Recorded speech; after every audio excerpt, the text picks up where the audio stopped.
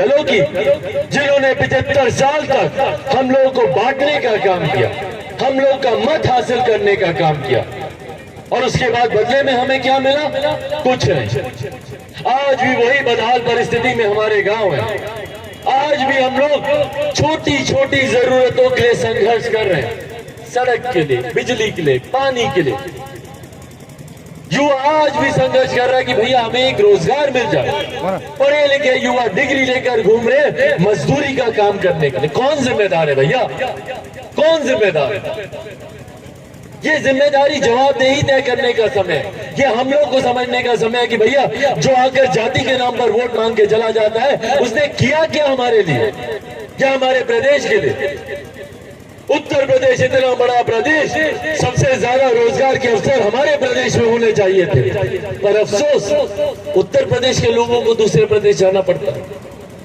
दिल्ली जाते हैं, बंबई जाते हैं, बेंगलोर जाते हैं, गुरुग्राम, नोएडा, विभिन्न और दूसरे प्रदेशों में जाते हैं। क्यों जाते हैं भैया? कोई इशारा करने की बात नहीं है। एक संक्षिप्त मुलाकात मेरी मौजूदा प्रधानमंत्री आदरणीय नरेंद्र मोदी जी से हुई, और देखिए इस बात को मैंने हमेशा ऑन रिकॉर्ड कहा है कि मेरे मन में उनके लिए व्यक्तिगत तौर पर बहुत ज़्यादा सम्मान है। इसको राजनीतिक परिप्रेक्ष्य से कभी नहीं देखना चाहिए। व्यक्तिगत तौर पर इसलिए क्योंकि मेरे प्रधानमंत्री मेरे साथ उस वक्त खड़े रहे थे जब और कोई नहीं था, और मैं ये बात कर रहा हूँ तब जब मेरे नेता, मेरे पिताजी अस्पताल में थे, वेंटिलेटर पे थे।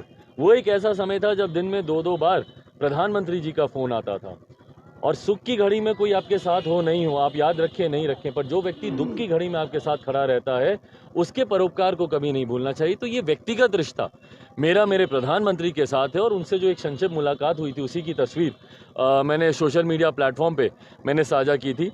इसको राजनीतिक परिप्रेक्ष्य में ना देखें। इसका मतलब ये नहीं कि कोई गठबंधन की भूमिका ऐसी तय हो रही है। जैसा मैंने कहा कि गठबंधन की चर्चाएं विभिन्न राजनीतिक दलों से चल रही है, और क्या गठबंधन का स्वरूप रहेगा और जल्द साझा किया जाएगा। पार्टी 2022 में किस स्टैंड पर है?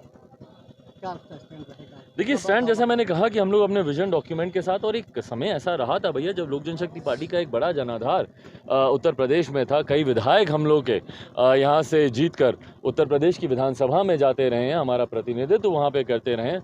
पर हाँ, गठबंधन की राजनीति की वजह से पिछले कुछ चुनाव में हम लोग अपने प्रत्याशी नहीं उतार पाए। कहीं ना कहीं मुझे या मेरे नेता को अपने जीते जी भी इस बात का मलाल होता था, उनको दुख होता था कि हम लोग उत्तर प्रदेश में सक्रिय भूमिका में नहीं उतर पाते। क्यों? क्योंकि जब तक आप चुनाव लड़ेंगे नहीं, आप अपने मुद्दों को, अपने विचारों को जनता तक आप पहुंचा नहीं पाएंगे।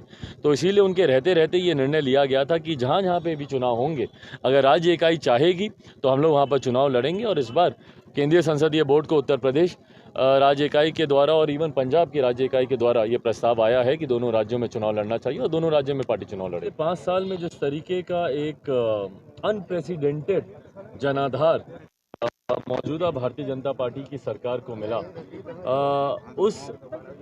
उस जनादेश के अनुसार यकीनन पिछले 5 साल मौजूदा मुख्यमंत्री योगी आदित्यनाथ जी ने तमाम तरीके के विकास के कार्यों को उत्तर प्रदेश में धरातल पर उतारने का कार्य किया। पर हकीकत ये भी है कि अभी भी कई ऐसे कार्य हैं, खास तौर पर युवाओं से जुड़े हुए, जो बेरोजगारी का जो विषय है। आज भी हम लोग देखते हैं उत्तर प्रदेश से ही सबसे ज़्यादा पलायन होता है। यहाँ के युवा दूसरे प्रदेशों में जाते हैं, शिक्षा के लिए हो, रोजगार के लिए हो। तो इन तमाम चीज़ों पर अभी भी कई तरीके के कार्य करने बाकी हैं। लोक जनशक्ति पार्टी फिलहाल एक विजन डॉक्यूमेंट पे भी काम कर रही है, जिसमें इन तमाम समस्याओं का समाधान के साथ हम लोग उसमें जिक्र करेंगे, और आने वाले समय में उसी विजन डॉक्यूमेंट की पृष्ठभूमि के साथ हम लोग चुनाव में उतरेंगे। विकास को लेकर उत्तर प्रदेश में लड़ाई चल रही है। अभी पूर्वांचल पर फाइटर जब उतारे गए तो अखिलेश ने अपनी साइकिल चला दी। इस लड़ाई के बारे में क्या कहेंगे? कहीं ना कहीं ये श्रेय लेने की होड़ है, जिसमें सही मायनों में जनता के जो विषय हैं वो छूट जाते हैं। और मुझे हमेशा इस बात का एतराज़ रहा है, देखिए मैं 21वीं सदी का पढ़ा लिखा युवा हूँ, मुझे नहीं फ़र्क पड़ता कि भैया कौन होड़ ले रहा है या किसको श्रेय जा रहा है, नहीं जा रहा है। मुझे खुशी इस बात की है कि भैया एक पूर्वांचल एक्सप्रेस आपने बनाया, कनेक्टिविटी को आप बढ़ावा देने पर, ये कनेक्टिविटी सिर्फ इंटर स्टेट तक सीमित रह जाए। बिहार की सत्ता सियासत की पल पल की खबर और तमाम ताजा खबरें बिहार की देखिए गणादेश बिहार में। हमारे चैनल को सब्सक्राइब करिए, लाइक करिए, फॉलो करिए।